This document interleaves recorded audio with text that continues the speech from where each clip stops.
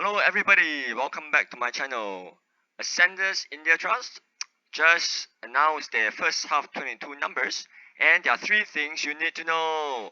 So DPU, the work from home phenomenon and how it impacts this business trust. And of course lastly the rate hike impacts which I think everybody knows about. And over here I inserted a little arrow because the DPU actually performed a decent U-turn after what happened last half. So let's take a look in detail. So this is the DPU, and actually this is quite important because actually last half, second half of 21 towards late last year when they announced the numbers, I think the markets were taken quite by surprise because the DPU went down from 4.2 cents to 3.6 cents, which is a big decrease on a half yearly basis. And I think the share price reflected that quite dramatically. But nice to see though that for this first half, the DPU is actually higher than the first half of 21. So on a year-on-year basis, it's actually higher. But of course, we have to see whether or not this half, the second half of 22, is going to be better than the second half of 21.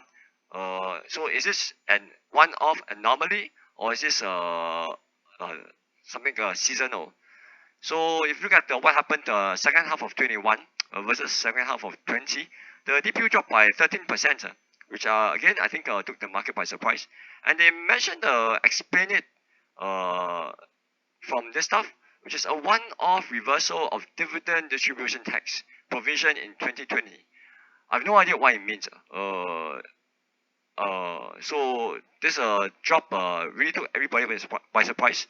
So I think this stuff is a good development, but of course you have to wait and see for the second half whether or not this reversal of distribution tax occurs again, or is it just really one-off. So I think that's something to look out for. If you look at the DPU progress for quite a long time, you can see why the market reacted that way, right? Because actually the DPU has been going up gradually in a nice fashion, even through 2020, right? The COVID epidemic. And then suddenly in 21, you have a drop in the first half. And then in the second half, it dropped even more, right? So the market, I think, was spooked. And then you can see the share price corrected quite aggressively. So the first half of 2020 resumed a U-turn, and so it's now left to see whether the second half of 2022 will be better than this light blue chunk over here. Hopefully it is, but I think it's something we have to wait and see. So I think another thing that the markets will focus on was the drop in occupancy in certain buildings, and also this phenomenon of work from home, right? I think everybody is understanding that because actually when the COVID first started, I thought work from home would be a temporary thing, but it does seem to me that it's becoming a bit of a hybrid thing because people actually prefer to work from home. So even in Singapore, a densely packed country, people prefer to work from home. So let alone a huge country like India, right, where transportation is not really that efficient, and also in countries like United States, right. So I think the work from home phenomenon is something to pay attention to when it comes to things like offices, business parks, and stuff like that. But it's nice to see though that the physical attendance have gone up to 36%. But again, the question is, right, 36% is much higher than 1%, but it's also much below 100%, right? So what actually is the steady state physical attendance at the business and IT parks in the future? So that's something to be remains to be seen. So you have to quite monitor this stuff, I think. So what's quite nice to see is the occupancy rate for the staff, especially the staff in ITPC Chennai. So last half, other than the drop in DPU, the staff was also a bit concerned because the occupancy was pretty low, right, 65%. And it was nice to see this half it's gone up to 87% on a commitment basis, right? So wow, a bit of a reassurance here. If you look at the lease, actually nothing too worrying to be afraid of.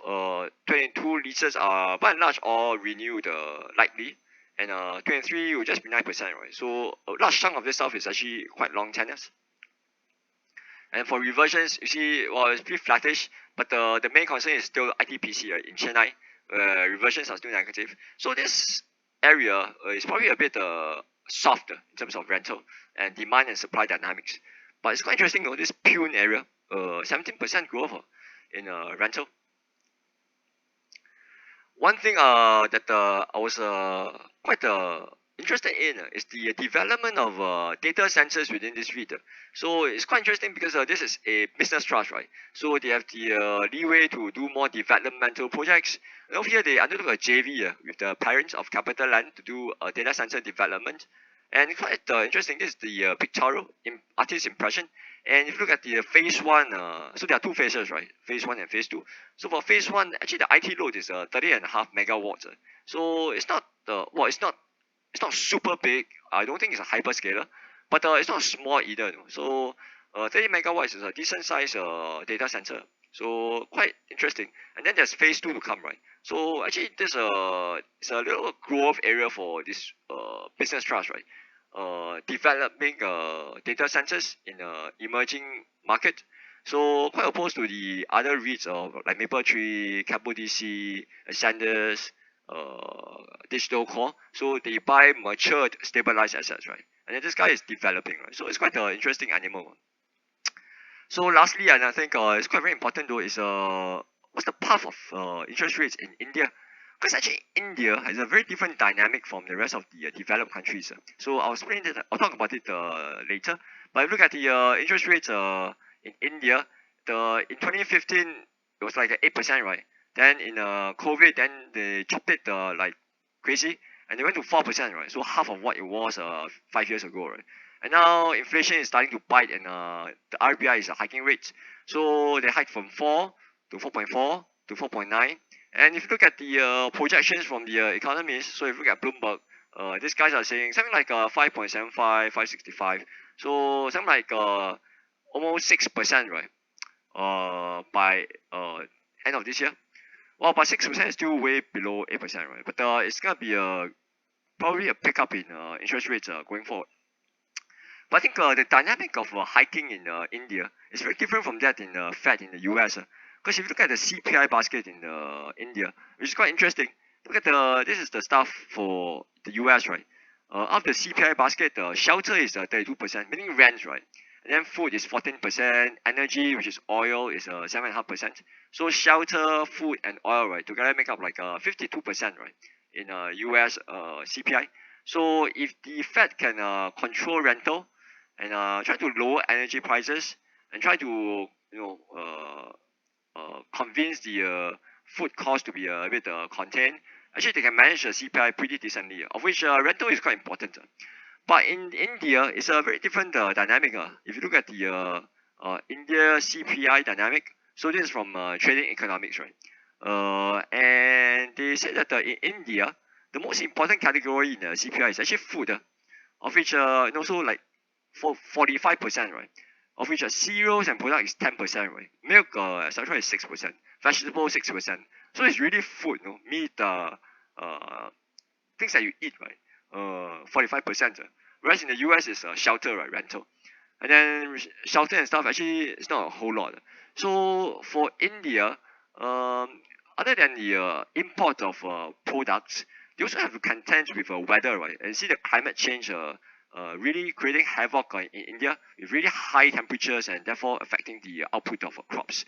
So the dynamics for inflation in India is very different from that in developed countries like the US and Australia and the UK, Canada.